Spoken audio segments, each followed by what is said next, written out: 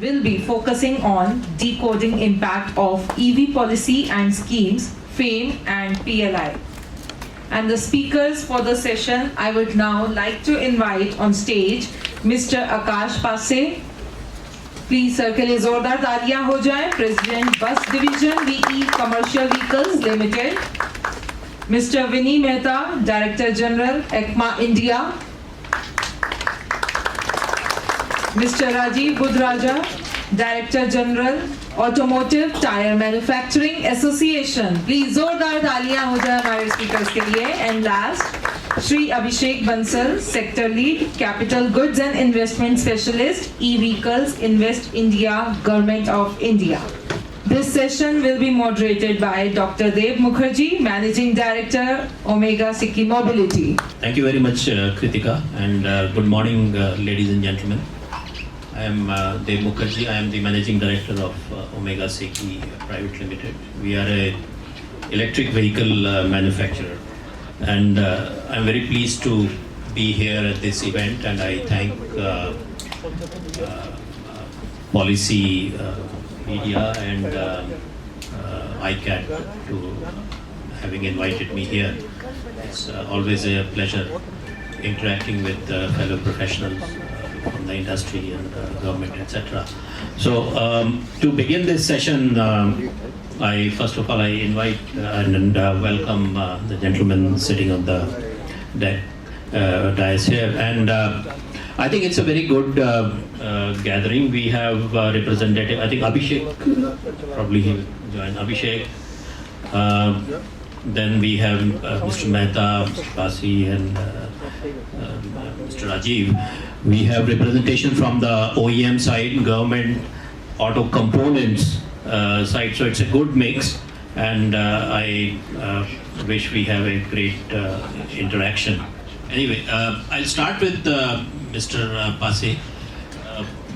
You know, EV has been a successful start, we can say, and given the fact that we've just crossed 1 million vehicles in this financial year.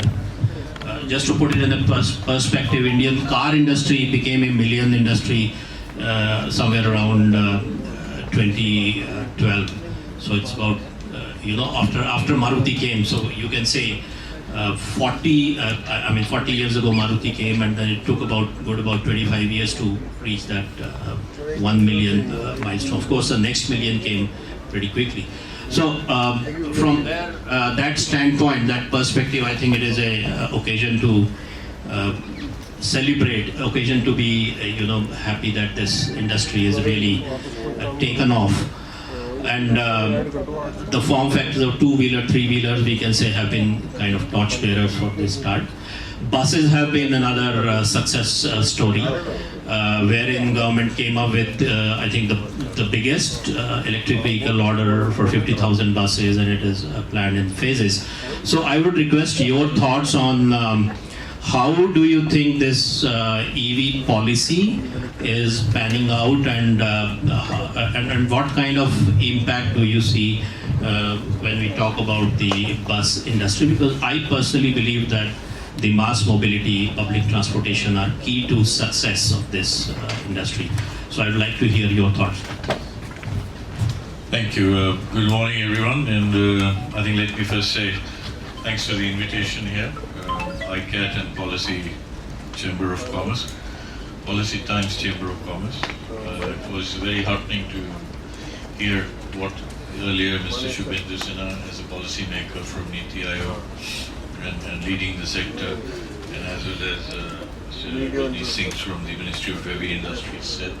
I think those are the places where the policy and the directional dimension comes from. And then companies like us are out there to create hopefully a profitable business and also meet the expectations then from whichever country we perform, in this case in India. Having said that, then for me, I represent Volvo Aisha commercial vehicles. Let's say that it's another 2 days to go before the books close of hopefully the business is going well. That's why it's possible to sit here, which goes in terms of saying that the economy is looking up, and I think it's after a tough COVID period, good times that over the last less than 1 year we are all now able to assemble and have dialogue with each other. So I also have then, along with you, the honor of having the industry associations here with stalwarts like Vinnie and Rajiv ji here. So I think we'll get to hear more from them. So I will try to keep my perspective more related to the industry which I represent and automobile industry as an OEM in general, because we will have other viewpoints also. So whenever anything starts off, it's always tough, and therefore it goes through a lot of challenges. And I think we've had this same story in India. If somebody would say, if you have to rewrite history, what would you do? I would have liked that we started off in 2012, 10 or 12, when China started to take the bait and Europe started to put heavy investments in. So we came onto this platform a bit later, but it's amazing to see that over the last 5 years, when it really, the EV story started to move, how things have started to shape up in the right direction. For a number of us, and hopefully most of us are here, are technology players, and we know about technology. So I think I want to start off by saying that, of course, there are a lot of things, how the policy goes, how much we are making, not making, selling, not selling. But in terms of electric, I think the biggest challenge is that we all live in a tropical country. And introducing electric in a tropical country is not an easy scenario.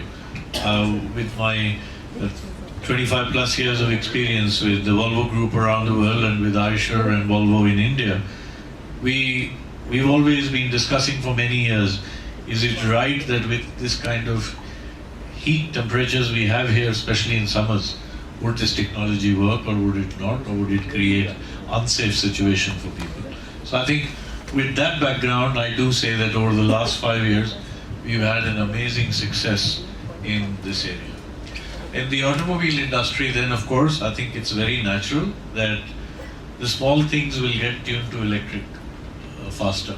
So my personal opinion is, why is it already that every two-wheeler or three-wheeler not electric, or most of them? So I think, but it's great to see, as was said on the dice also here, that two-wheelers and three-wheelers really, the CAGR of 49% probably is driven from there, because the volumes are really adding up there. So I think that will happen soon.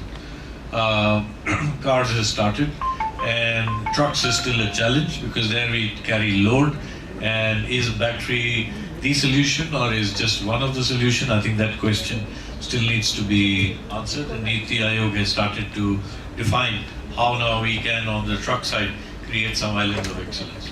On the bus side, I think that's where the biggest success has come in.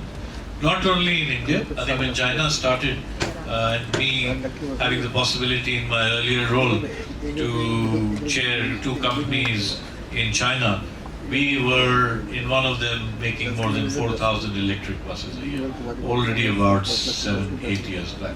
So I think that's where also the success story came in buses. In Europe also success story came in buses. And I can tell from my experience that as Volvo, we don't make any diesel city bus of any kind in Europe anymore. Everything is only electric. Diesel stopped about 4 to 5 years back. Yeah. So, and because it's mandated, every city in the centrum wants an electric product to be there and emission to be zero. So, I think it was a very natural cause of why, if you look at the policy papers, FAME subsidy is already 100% used in buses, whereas in other automobile sectors, there is still a way to go. And that is the reason that it's a success, because it's about people, and it is able to, with technology on buses, we are able to create an environment. So already today, there are over 20,000 electric buses which have been ordered.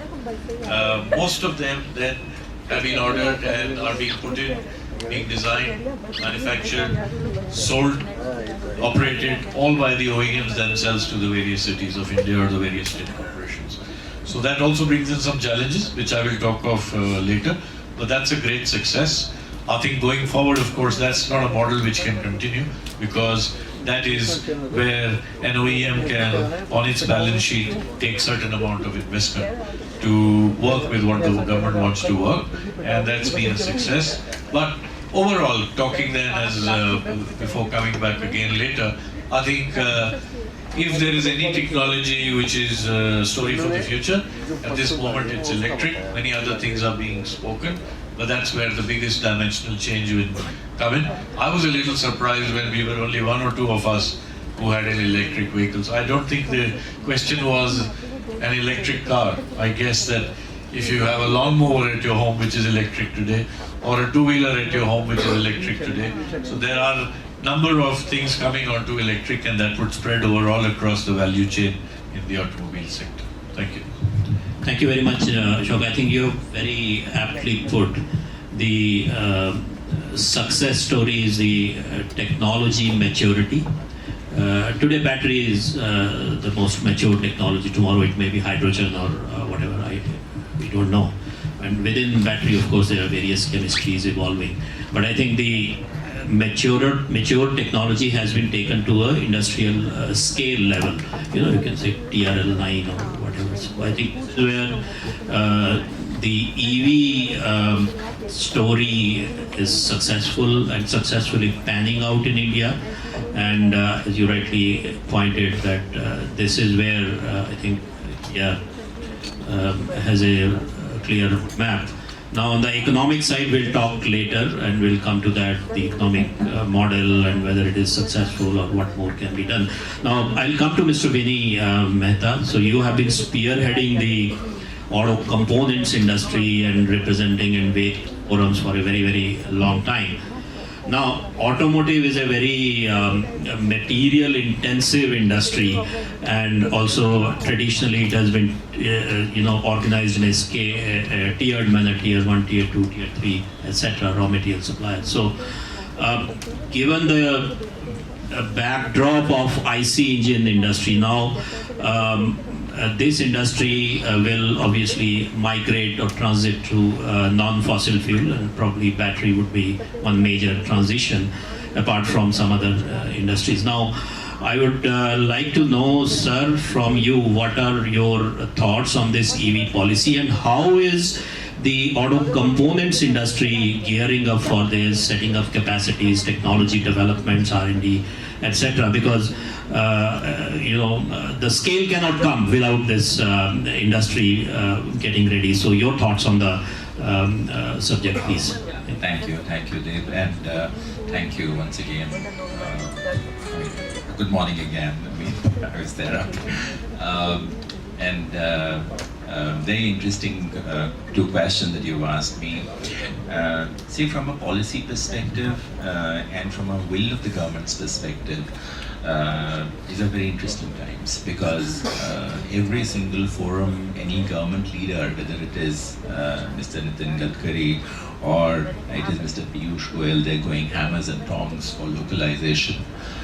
So much so they call out the OEMs and say, you better localize. So it augurs very well for the domestic component manufacturers. I haven't ever seen in my short life any of the governments talking so vociferously about localization. Also, when you look at the FAME scheme, when the FAME 1 came out, it was accompanied by another scheme, which is called the PMP scheme, and that was borrowed from the earlier years. I come from the electronics industry, and we had a PMP scheme there, so in some sense that was brought back, and the PLI scheme is again very much based on the localization aspects of the PMP in the FAME 1 scheme. And if you know the PLI scheme, apart from the fact that you have to invest 250 crores to qualify it, and that you have to grow 10% year on year, you also have to do a local value addition of 50% Okay, so in some sense, the government is driving very significantly when it comes to localization. Also, when you look at the overall technology roadmap, the government is not putting all eggs into one basket. EV is one of the technologies that is being promoted in our quest for that overarching goal of 2070. There are many other technologies that are there, whether we are talking about alternate fuels, we're talking about biofuels, we're talking about CNG, and of course the hydrogen thingy, that's very, very recent. So in some sense, the government is leaving to the market forces to decide what technology eventually succeeds. But in some sense, a very democratic way of going about things. You can always counter-argue and say that, hey, you know, we may need to probably pick up a technology because our resources are limited. And, you know, if we were to sort of say, like the China went about and saying they just are going hammers and tongs about EV, okay? I do not know what will eventually succeed, but at this juncture, the excitement that is there in the EV space is phenomenal. I also want to allay fears, as I said earlier on. You know, it's only the powertrain that undergoes a change, but the rest of the material, as you said, remains. But again, in the ICE space, there is going to be a lot of technology changes that we have to gear up, and I think lightweighting is something that is an evergreen thingy, whether we want to make the ICE vehicles efficient or any of the other technologies efficient, you have to go into lightweighting. So these are very interesting times from a technology perspective. Yes. It's not that everybody is ready for a transformation. It's going to be a huge, huge challenge because the auto component industry has a very long and winding value chain. I do not even know the number of companies in that space, to be very honest. Nobody knows, okay?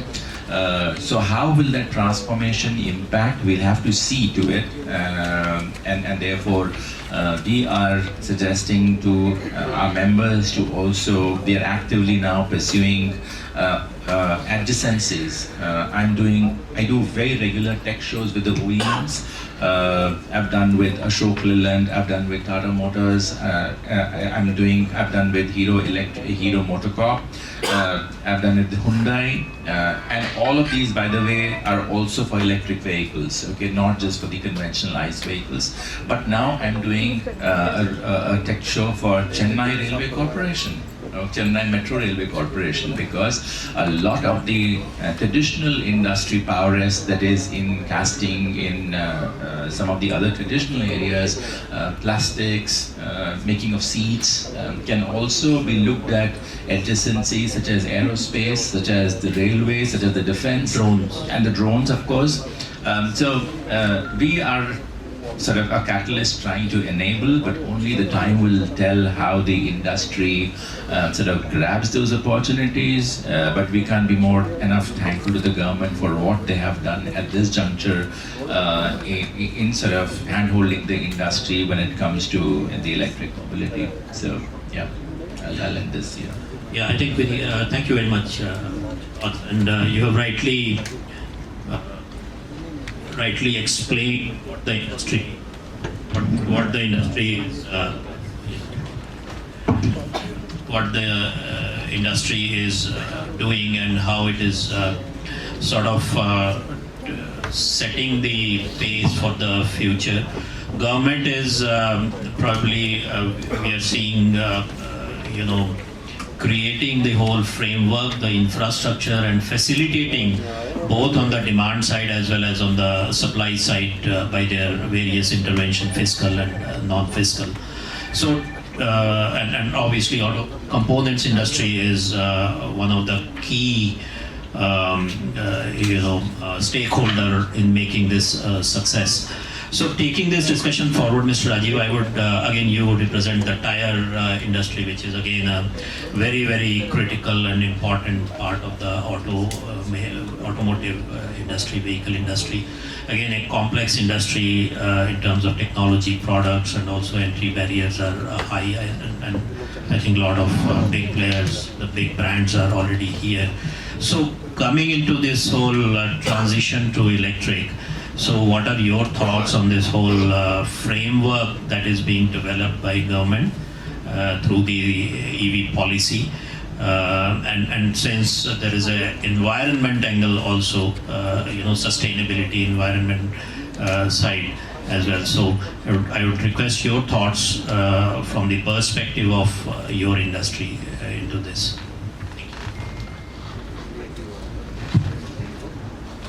Thank you very much. Thanks to ICAT and Policy Times for inviting. Let me start with mentioning that whatever goes under the hood of the vehicle, whether it's a car or a bus, I think where the vehicle meets the road, the point of contact is going to be tires. So in a way, we start with the advantage, if I may say, that all the disruptions and the uncertainties are not going to be there, at least for the tire industry, because we keep rolling, the vehicle. You definitely need tires. Yes, at least in the foreseeable future. I don't know what lies ahead beyond 2070, but until then, I think we are in a somewhat, if I may say, a comfort zone, but it's not so easy. Also, let me mention 2 or 3 very key aspects, that would resonate with the thoughts that were expressed in the inaugural session, and I'm referring to, one, of course, the disruption that was talked about in terms of the new induction of technology. That's a very big, game changer. Second, of course, is the domestic capacity and capability, the localization or the self-reliance that is being talked about. And third, to take it to the next level in terms of how equipped are we to take on the world. And I think on all these 3 kind of frameworks, tire industry seems to be, at least historically also, and by virtue of the natural organic progression that has happened, in a fairly, if I may say, responsible position, because taking in the reverse order, we went through very, very difficult, uncertain times, pandemic times, and after that, and now the global uncertainties. But just to mention that we would be closing this year, this financial year, with almost exports of 25,000 crores. Now, for an industry which is 75,000 crores, it's almost one-third of the your turnover, industry turnover or revenue. And as was mentioned by the director DHI in the morning, that one should be looking at almost 25% kind of exposure to the world outside, to more as a means of self-evaluation as to how your industry is doing. So I think we have ticked that box already, and bracing ourselves for the challenges ahead. Coming to the localization, and as Vinnie mentioned, again there is complete clarity from the government that notwithstanding, whatever has been the import profile, and for whatever reasons, whether it's the presence of the MNCs here looking at imports as a model, I think the signals from the government are very, very clear that we are going to be looking at domestic manufacturing, not just for India, but India to cater to the rest of the world also. So I think there again, I think the majority, I would say, barring very, very few exceptions, of some very specialized categories for defense or maybe some in the off-road segment, all other tires are being domestically manufactured, and including the new range and the new generation of vehicles in the electric space. So I think there again, tire industry has collaborated and supported the OEMs in ensuring that at least their plans, be it on whatever fuel that goes into the vehicle or whatever technology that is going under the hood, at least the vehicles are being rolled out. And I think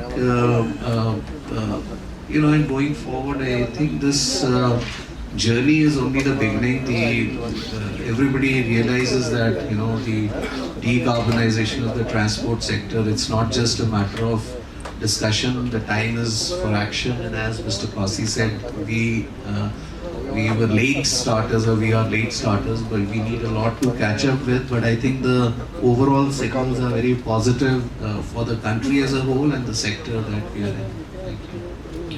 Thank you very much, Rajiv. I think you have captured the points very well, and of course the macro levels, if we talk about them, this is related to the whole decarbonization, reducing the carbon footprint, etc., where there is a definitive goal, zero carbon emission by 2070.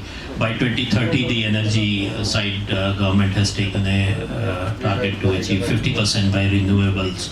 I think, and then automotive is a subset of that. Automotive evolves from there, because in terms of impact, if you say, then automotive is probably having the biggest impact in terms of more than 30% emissions, etc., tailpipe emissions, etc. So I think you captured it well, and you also talked about the focus of the government on Make in India, and I would like to dwell more on this subsequently with Mr. Vinnie as well, because I think this is where the whole success story will eventually pan out, and this is a very profound force multiplier in terms of technology, in terms of social impact, etc. So I'll come to Mr. Akash. So let's talk about the opportunities and the challenges. So interestingly, in the context of any industry, when we talk in the context of India, then we always say opportunity and challenges are in equal proportion, because that's how India operates, being a very large, diverse country. So when we talk about this whole electrification, transition, etc., and the opportunities are phenomenal. We learned about the budget being sanctioned, money being rolled out, infrastructure being built, etc. So what are your thoughts on the opportunity side as well as the challenge side, particularly if you talk about the economics of it? So I request your thoughts on this. So a couple of things again. I think this year we would do, as Volvo and Eicher, about over 75,000 trucks and buses in India. Few hundred of them would be electric. But in terms of investments, probably it is skewed on the other way. That the input investments going in are 60-70% skewed towards new technology, right, like electric and hydrogen. And therefore it's very clear the output in a couple of years will be more towards electric. So let's always talk of opportunities, because challenges are always ready, and if I open my paper, I think I have a full page with challenges. Maybe when you start to put opportunities, you normally end up saying one line or two lines. But let's start like this. And I say this with a very good taste. You are sitting here because of the opportunity electric brings. Omega Psycho, otherwise in the field of automobile. So this is a possibility for a number of new thinking companies to come and create brands, to come and create new technologies and offer services to the people, probably, and hopefully as a profitable proposition. So I think that is the largest opportunity which this change always offers. And as they say, change is the only constant. So growing up, I only know of the Tata and the Eicher and the Ashok Leyland and the Mahindra and so on and so forth. 22 years back as the first employee and run that business and set it up as in India. And with that I can say that I don't remember when I've been in CII, I don't remember that Niti Aayog, Ministry of Heavy Industries as an example, ATMA, myself as an OEM, yourself as an OEM, or others, sitting together and talking things together. Absolutely. It would only happen in the ACMA annual convention or a SKYM annual convention. But today, every third or fourth day, there is an opportunity where people can talk to each other and make things happen. So I think that's an opportunity. The other opportunity is that as OEMs or as any other manufacturer, we do not, earlier we wanted to do everything ourselves. Today, very clearly, the way forward around the world, and which is also happening in India, even if we want to do everything ourselves, is to work with partnerships. Collaboration. And that is collaboration. That is where, for us, ACMA become extremely important, because we cannot invest in everything. We cannot do everything ourselves, and we cannot be the most modern out there. So, I think the last opportunity is that, and there are many more if I stop at opportunities, digitization. Digitization, even for us in the commercial vehicle space, has changed life. From April 2020, when BS6 came in, every truck on bus on road is digitized. You can get in touch with the driver, you can say how is the driver behavior, how is the transmission behaving, what is the battery power being consumed, or the diesel being consumed, is somebody stealing the diesel or not, you want to reroute the driver to go on a bus or a truck. So I think if I'm talking on commercial vehicle, it's probably step up on the other preventive maintenance, because breakdown maintenance was what we did. Because I remember starting Volvo buses 22 years back and being told, "आप क्या कर रहे हैं? 1 साल में घर चले जाएंगे, क्योंकि हर 5 किलोमीटर में आपको टाटा की वर्कशॉप मिलती है." And then it was difficult to explain to people that if you have a good product, you don't need a workshop every 5 kilometers. And I think that is India today, over 4,000 kilometers north to south, and there's not a workshop everywhere, but products are running because there's good highways and infrastructure coming. Then challenges. So I'll spend a couple of minutes there. I think that, of course, government has global targets to meet. I am on emissions. Government is there for public good. We are also there for the same, but at the same time, we are also there for creating a profitable business for our stakeholders. So that is where, as private companies, we differ a bit. So we have today then on our agenda the ICE engines, which is diesel, then you have electric, then there's talk of hydrogen fuel cell, then we spoke outside of methanol being part of diesel, we spoke of CNG being there, we're speaking of hydrogen ICE engines coming in now. So it's always a challenge. How much should you invest? What will succeed?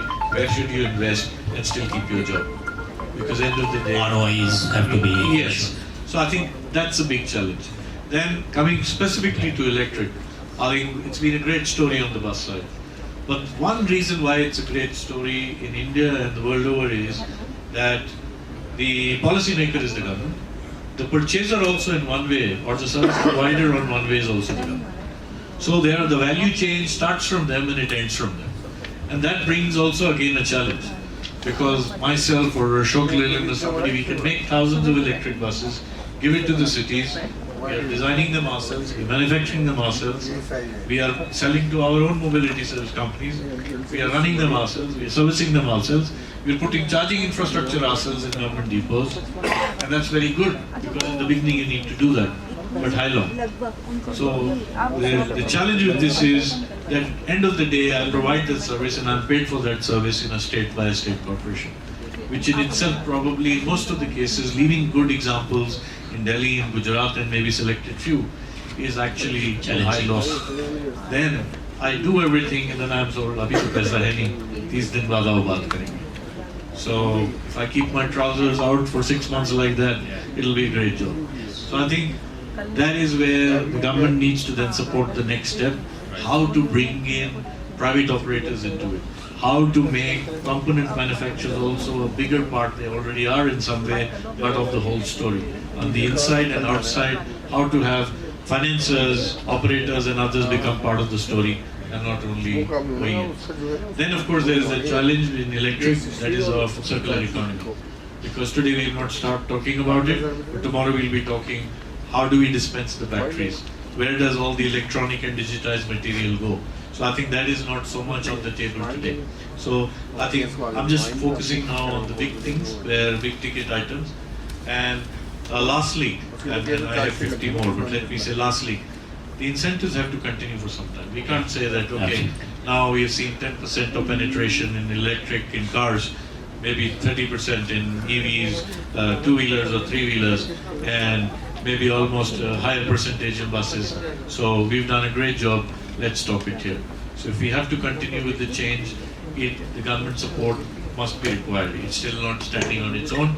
And in our industry, we see the biggest challenge in the truck industry, because the loop doesn't close from government to government. The loop closes at companies like ours or others buying material and then bringing in trucks with the material. Nobody wants to pay more, but we want to have environment on focus, which it should be, and there are no two ways about it. So if some of these things, I think, through dialogue with everyone can be sorted out, nothing stops India from being the largest EV manufacturer in the years to come. Yeah.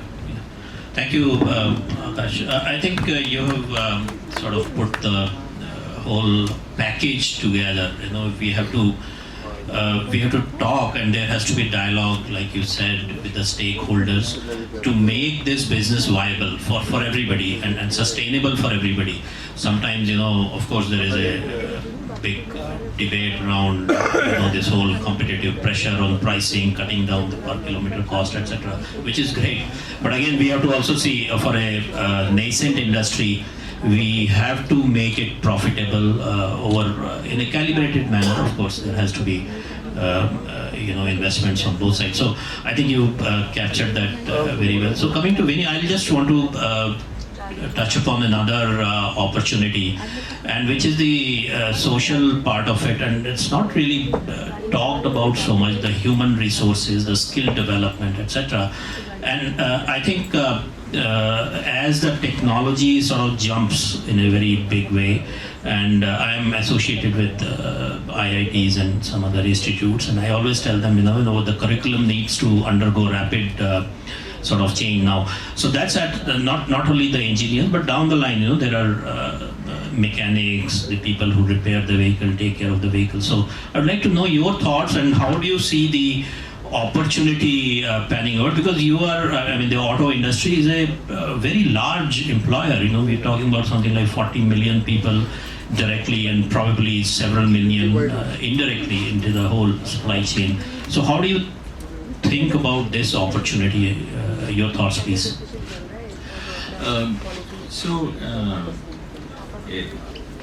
I would say that, when you're talking about an industry that is moving into a technology space, I would say the human capital becomes really very, very critical, so it's no longer a resource, it becomes a capital, okay?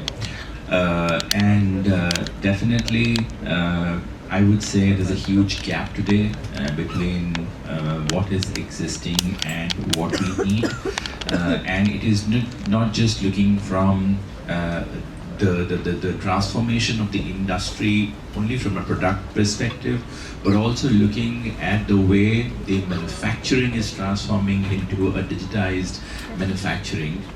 So what we have done is ACMA, SIAM together, FADA, we have floated SDC, which is the Automotive Skill Development Council, together with the NSDC, okay, and we now have curriculum that addresses these areas, both at a manufacturing level and also looking at the product level, and they have now the Empanel Institute that deliver. The curriculum is developed by the industry. We have gotten together to develop the curriculum, then these are now the Empanel Institutes that develop the curriculum. It's a complete online system where people go through the curriculum, take tests, assessment is done, and thereafter we make available those resources available to the industry. That's one level. Also, while it's not yet moved as dynamically, we've also started working at the technicians level from an aftermarket perspective. What we are doing is we have right now, it's a mammoth exercise. We are creating a database of technicians and mechanics, okay? And thereafter, you are going to segregate them in terms of the feedback from the industry as to categorize them, and thereafter do some degree of a training for them. But it's much easier said than done, because that's a very mobile resource, not necessarily that stays on. But we're hoping, because the mobile numbers would stay on for some time, because this is all a mobile based intervention that we are trying to do, because they don't have access to emails and stuff like that. So there's an attempt being made, but that's a huge ocean in that space. But as you say, there's a huge opportunity that exists. My only sort of hope and my wish is that people will take human resource very seriously. I don't see them doing it as seriously. One of the things is that, at least from a conventional industry perspective, in last 10 years, I've seen, because of the cost pressure, we had something like, if I may say, 50-50 of a contractual and 50% of regular employees. And that's now suddenly become sharply 70-30, where 70 is contractual and 30 is your regular. And as you go down the tiers, let's say in tier 3, you do not have a single regular employee. It's the owner and all contractual. Right.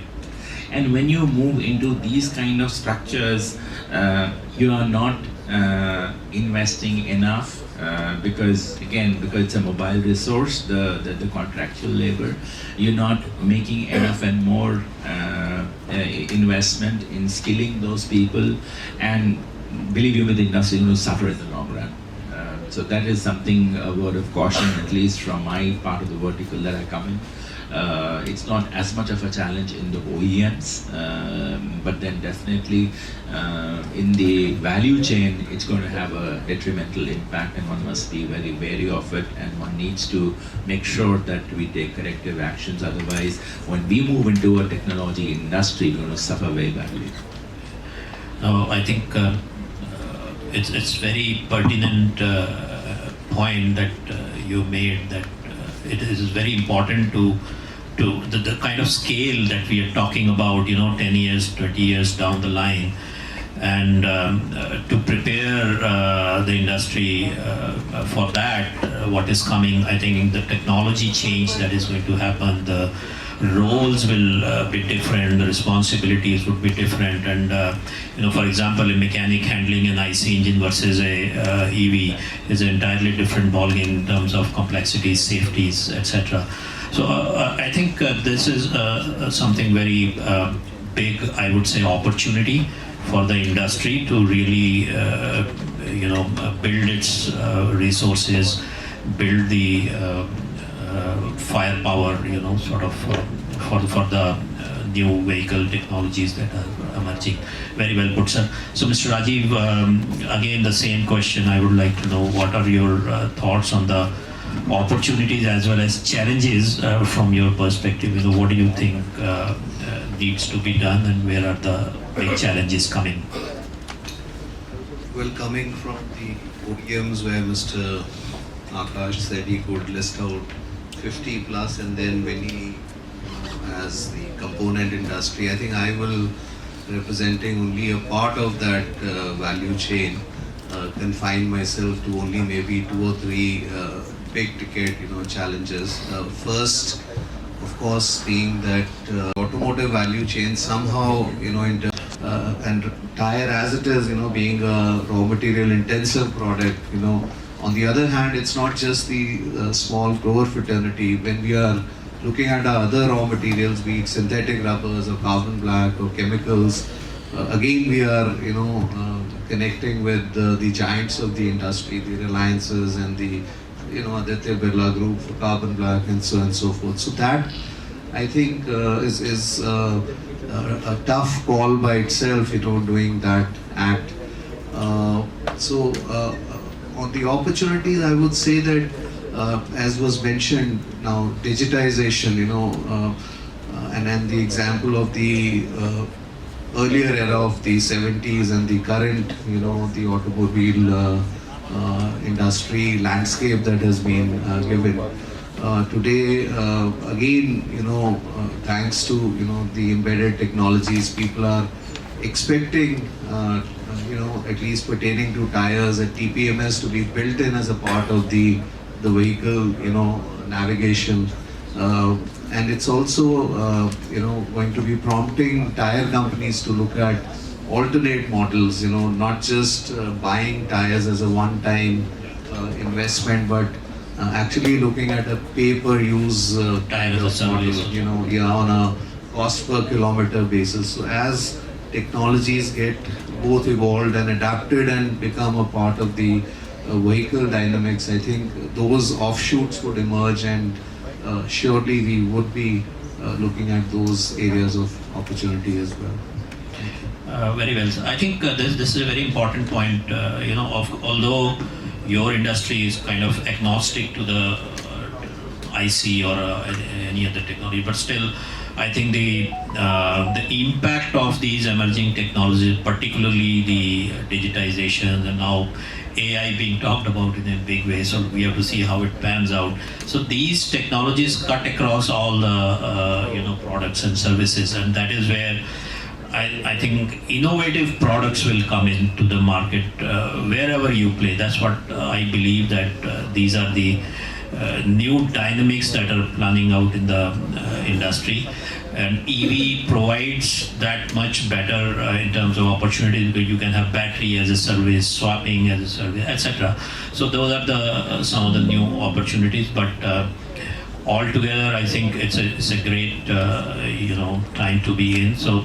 Mr. Akash, just one last comment from you before we request the audience for some questions. What would you like to say about this industry, I mean the government policies, etc., and where do you think more needs to be done? Yesterday I had the opportunity to be in the ASSOCHAM conference, and we heard the minister talking about the big highways coming up, and it all sounds great. So what are your thoughts on this whole, let's say, new decade of a new India, if we can say that?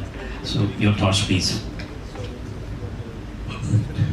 I think I've already said much, so the only thing in a couple of minutes from my side, I think we're all focusing towards green mobility. As was said earlier, electric is not the only way to head to that dimension. There is others. Probably in the long run, hydrogen will become more effective. Right. However, I always say, let's stay in the moment. And in the moment, at least in the next 10-year perspective, at least, it's very much in the EV space. If you look at any manufacturer globally, including us as Volvo or Eicher, we are deep into the electric journey. The whole supply chain is being developed like that. Our investments are being put keeping that in mind. Digitization is on the forefront. We didn't talk about it, but I think Mr. Rajiv alluded to it. Business models. We offer mobility as a service. Right. So today you don't need to only own a truck or a bus. You can come in as per usage if it can work out. That'll be the future. So everything around us is changing, and clearly EV, when it comes to technology on automobiles, at this part, in spite of all the challenges it brings, is the way forward. Skilling is very important, because otherwise most of us will lose our job. You can see at my age I have to bring in a few papers in case I forget. What do I need to see? And we have the young Vinnie here, just walks in with a mobile, and it's all in the mind. So that's what the young generation is about. Well, he's not all that young. So the young generation coming in today has very different expectations for, and I am sure everyone here faces in the field of automobiles, how we thought and how we came in as so-called graduate engineer trainees. Today, they come in with a different mode. It's very difficult to retain, it's very talk off, because sometimes I go to forums and people only bring up the troubles there are. I would like to say the opportunities there are. Let's work towards it, trouble will solve themselves. It's been 100 years since IC engine is there, and even today we have workshops to take care of vehicles if they fail. Right. And this is just the start of the electric journey in India over the last 5 years. Absolutely right, Akash, and very well said. So, Vinnie, your thoughts, one last comment, and what would you like? First of all, I'm lucky to be alive, like all of you. We made it to the pandemic, and very, very exciting times. As Akash said, there are numerous opportunities. We must work towards them. I think as Indians, we tend to celebrate a little too early. So we need to really put our heads together to work towards the vision. And once we've achieved, we can really go all out and celebrate. So that's about it, yeah. But there's a huge, I mean, the good thing is that we are much more confident than we were, say, 5 years ago or 10 years ago. But we should channelize it in the right direction. So I guess. Absolutely right. Mr. Rajiv, your thoughts? Well, like Akash, I'm the old school, so even if I have nothing to say, I feel comfortable having my papers around me.